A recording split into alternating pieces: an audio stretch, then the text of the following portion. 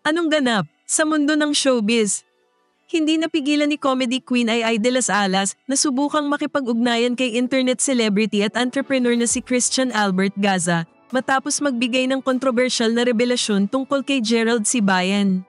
Matatandaang si Gerald ang nag-text kay Ai para ipaalam ang kanilang hiwalayan at sinabing gusto nitong bumuo ng sarili niyang pamilya. Gayunpaman, sa isang Facebook post, inihayag ni Sia na si Gerald ay may inaasahan ng anak mula sa ibang babae. Madam, may nabuntis na pong iba yung asawa mo. Wait mo na lang na i-reveal yung bata next year.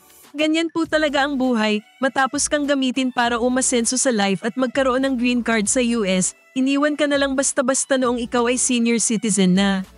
Ayaw na po niya sa matanda, kaya ngayon ay ipinagpalit ka sa mas bata. Ang importante po ay naging masaya ka sa piling niya for the last 10 years.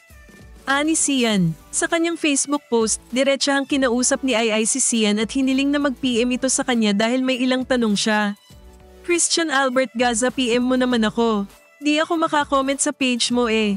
Hihihi. Ani Ai. Sa ngayon, nananatiling tahimik si Gerald na kasalukuyang naninirahan sa Estados Unidos matapos tulungan ni Ai para makakuha ng residency.